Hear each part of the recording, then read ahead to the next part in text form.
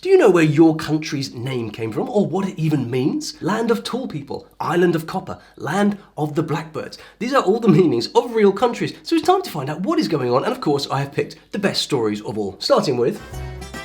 The Macedonian Empire was once the most powerful empire in the world, an enormous kingdom ruled by none other than Alexander the Great. Enormous, but could it be that the people were enormous too? Well, maybe, and you'll see why. The name really gives it away. Macedonia was named from a Greek word, Macedonia, which comes from an ancient Greek adjective meaning tall and slim. And the name Macedonians originally meant either Highlanders or the tall ones, and probably described the look of the people. And so the country name means land of tall people. But there is also a similar ancient Greek word, Makedni, meaning to come from the mountains. Now apparently the early Macedonians were the same tribe as the Dorians who lived in the Pindus mountain range. So maybe Macedonia actually means tall people from the mountains. Are they still tall today? I have no idea. You tell me. Spain was first called Iberia from the ancient Greek name for the Ebro River. Now, somewhere around 300 BC, the Carthaginians invaded the Iberian Peninsula, and apparently they got an eye full of bunnies hopping around all over the place because they named it Land of the Rabbits. But before you go, I should warn you, there is a plot twist coming. The Carthaginians spoke a Phoenician language called Punic, and in Punic, rabbit was span, as in Spania. Quick story, they called it Hispania when the Romans arrived. They liked this name and decided to keep it, but with a slight adjustment to make it more Roman-like, Hispania. And of course, it is now known as España in Spain. You would think, with all those bunnies hopping around, that Carthage would give Spania a bit of a break, but they ravaged it anyway, and you can hear more about that in this cool video. Archaeologists later found Roman coins in the region, and the coins show a female figure with a rabbit at her feet, so there must be something to this. Quick plot twist though, the Punic word in question, span, actually means hyrax, which is this and not this. Somewhere, something got lost in translation, I think. At least it wasn't the giant rabbit of Minorca a few million years too late. You couldn't have paid me any amount of money to invade Spain if those things were running riot. If that last one freaked you out slightly, then this one might go down a little bit easier. The island of Malta used to be famous for its honey, and in ancient Greek, the word meaning bee was melita, which gives us meli, meaning honey. So the ancient Greeks called the island Meliti, meaning honey or honey sweet, and the Romans later called it Melita. The Maltese honeybee is small and dark and has shorter than usual legs and wings. Sounds like a pretty cool bee. He was very aggressive though, so I hope there is no giant fossil version lying around. Well, as things go with these things, there is another theory that the name Malta comes from the word maleth, a Phoenician word meaning haven or place of refuge. It's not too hard to imagine since Malta has many little bays and coves that you could hide in, as long as you're not too allergic to bees, that is. In Lower Austria, there's a private castle at the edge of the Vienna woods called Liechtenstein Castle. It used to be part of a fortress belt that made up several castles along the Vienna woods to ward off attacks. There is a dungeon and everything. The castle was initially named after the light colour of the rock, and it meant light stone in the German, from the German words Licht meaning light and Stein meaning stone. Anyway, over the centuries, the noble family acquired huge swathes of land, including parts of modern-day Liechtenstein, but the territory was all held by feudal lords. Now, fast forward to 1699, and the prince of the day was finally able to buy two tiny territories that had no feudal lords at all, Schellenberg and the county of Vaduz. The Holy Roman Emperor united those two little states and named the new place Liechtenstein. According to legend, Liechtenstein Castle came to life on bright full moon nights, so that made perfect sense that it came to mean bright stone. And on the subject of bright things, here's a bright idea. If you click these three little buttons, you won't miss the next enlightening episode of where countries got their names from. Not every name is full of enchantment, but when your country is Norway, you have more than a few hundred epic tales to tell. After all, this was the land of the Vikings. In Old Norse, Norway was called Norðvegur. It means the way north. And as far as anyone can tell, it was a major pathway of the Vikings. But let me not get in the way of legend. According to Norse mythology, the god Nor was founder of Norway. Now, we, of course, know him as Thor. He discovered the region while on a mission to find his sister, who had mysteriously disappeared. When he found her, she'd been kidnapped by the son of a giant, of course, so he married that guy's sister, settled in the new land, and called it the Kingdom of Nor.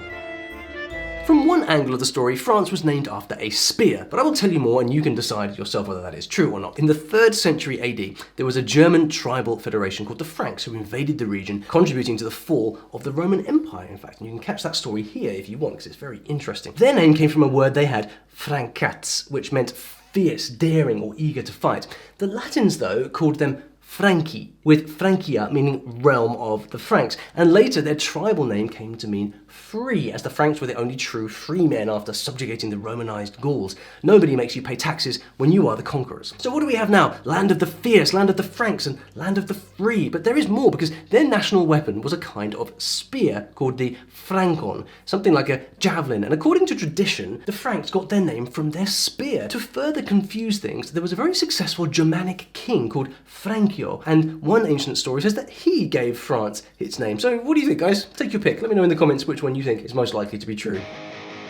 England has had some poetic names in its time. In Arthurian legend, England was popularly called Loegria, related to the Welsh word for England. England was also called Albion, the original name of the island of Britain, and the one Shakespeare liked to use indeed. Some say it's in reference to the white cliffs of Dover, but the Celtic base for Albion referred to the illuminated world above ground as opposed to the dark underworld. Now, in the early Middle Ages, there were many Germanic tribes who settled in Britain, and one of them was called the Angles, from the Anglia Peninsula. I guess they were dominant since England was later named after them, land of the Angles, not angles and nothing to do with the shape of the land. By the 19th century, the name had evolved to Engla Londe, meaning the land inhabited by the English. But the original Angles of Anglia were hardcore fishing people, so I wouldn't be surprised if this all began with angling. So yeah, my home might be named after fishing after all. I think I'm going to bring back Albion.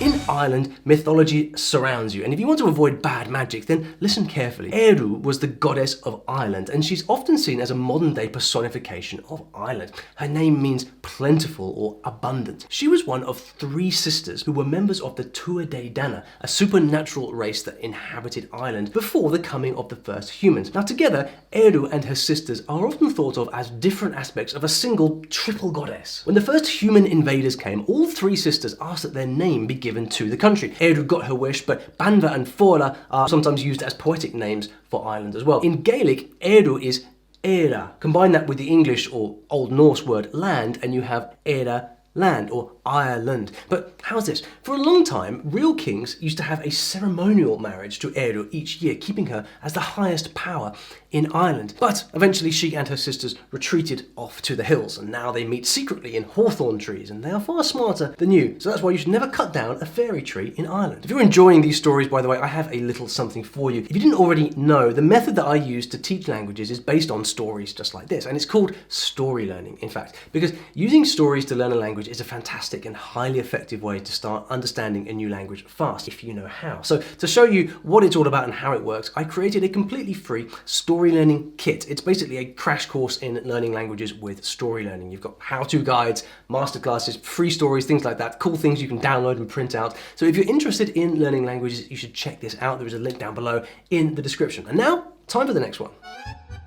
You might have noticed by now that a bunch of European countries were named after the tribes that were living there at the time. The Franks, for example, often fought with the Alemanni tribes who occupied regions along the Rhine River, which is why the French called Germany Allemagne and the Spanish call it Alemania. Alemanni means all men or men united. Now actually Germany has more names than any other country in the world. You probably know that they refer to their own country as Deutschland. I'll get to what Germany itself means in just a moment. But why all these names? Well, in the 8th century, the locals didn't identify themselves as either Alemannis or Germans. They wanted to be free from the influence of Roman and Latin culture, and they had a distinct name for themselves, Deutsch. Now, over time, it became Deutsch and the country became Deutschland. Julius Caesar, the man himself, referred to the tribe that drove out the Gauls as Germani and their lands as Germania, but it was those Gauls who came up with the name in the first place, and it's actually Celtic. Now, us English started calling it Germany in 1520, and it means something nice, actually, neighbours. So if you're German, how do you feel about this name? Do you like it? In winter, Lapland looks like a scene out of a fairy tale, so it definitely needs a pretty name to go with it. But try and work this one out. We call it Finland, but the original Finnish alphabet didn't even have the letter F. But this will make some kind of sense in a moment. Kind of. Now the Swedes called the southwestern region Finlotti or Finlandi, while the Old English described people from Scandinavian countries as finna. So who invented it? Is it the English or the Swedes? Well, I don't think it matters to the Finns really, because the Finns call their country Suomi. No one knows where that name came from or why, but it is interesting that even after centuries of being called Finland, the name Suomi is still alive and well. So what does Suomi mean? Well, it turns out even the Finns themselves don't know for sure. The closest two words are Suomaa, which means swampland, and Suomu, which means scale of a fish. Now, there are stories that people in Finland used to wear clothes made out of fish skins. Quite an art, I believe. Maybe the Finns were the original mermaids. Who knows? Italy. The ancient Greeks called Italy the realm of fog and smoke because of all the volcanoes and had variations like land of the fiery sunset. They referred to the people as Italoi, but of course there's more to Italy's naming. Throw in some kings, calves and gods with those volcanoes and you get another fascinating and 100% true origin story. The first tale says that a mythical king called Italus gave his name to the country 16 whole generations before the Trojan War. In Roman legend, Italus was the father of Romulus and Remus, the founders of Rome. But where Spain had rabbits and Malta had bees, Italy had an abundance of beautiful calves, and the bull was a sacred symbol of the southern Italic tribes. Because you see, Hercules himself was ordered to travel to the end of the world and bring back the cattle of the giant Geryon. Hercules stole the cattle but had enormous difficulty bringing them back to Greece, funnily enough, because the sea god's sons tried to steal them from him. One bull got loose and jumped into the sea, swimming all the way to Sicily, and then kept swimming to the neighbouring country. So it seemed quite reasonable to name the land after that very courageous bull, and the native word for bull was Italus. Of course, not everyone gave Hercules credit for that, and the simple version is just that Italy's name evolved from the extinct Oscan word vitelliu, meaning land of young cattle. But it seems to me, there is no doubt about it whatsoever, Italy was definitely named after those stolen swimming bulls. In 1982, an astonishing thing was found under the seas of Turkey, a Bronze Age shipwreck. It's the oldest shipwreck ever found, 3,300 years old, and I'll tell you what that has to do with the name of Cyprus. See, a very long time ago, Cyprus was famous for its copper resources. In those times, pure copper could be found even on the surface of the earth, and it was a big international business for the islanders. They made all kinds of tools, weapons, and personal objects, and supplied the Near East and Egypt with copper. But the first mention of the island is in Near Eastern records, calling it Alassia. It's a lovely name, Alassia, but we don't know enough about the exact meaning. What we do know is that there was a lot of trading with copper going on. And in fact, this is one of the many trade letters sent to the Pharaoh of Egypt. And it wasn't easy. The seas were full of pirates that they called sea peoples. Anyway, the ancient Greeks later called the island Kupros, and this is where the word copper comes from. Kupros, Cyprus, island of copper. So what about that Bronze Age shipwreck then? Well, it turns out it was laden with 10 tons of Cypriot copper and was probably on its way to the fabulous palaces in Greece. So did the sea peoples get them in the end? I don't know. In 1389, there was a terrible and legendary battle between Prince Lazar of Serbia and the Ottomans. And it happened on this field, and both armies were completely wiped out. Now, the area had a lot of blackbirds, and as you probably know, blackbirds are scavengers. The story goes that the bodies were left in the field and yeah, I'm gonna skip a little bit of this story here, but the field got the Serbian name Kosovo Polje, which means field of the blackbirds. It was shortened to Kosovo, or just blackbirds in Serbian, thus land of the blackbirds. Kosovars prefer the altered name Kosova, which is understandable, of course, given the history, but once upon a time the region had a much sweeter name. Dardania, which means pear, and I'm sure that there's a story behind that too. But for now I have another story for you, and it's all about 13 countries that speak the best English in the world. As a second language, of course. Some very impressive stuff there, along with some crazy theories as to why they speak such good English, and you can hear all about it in this video.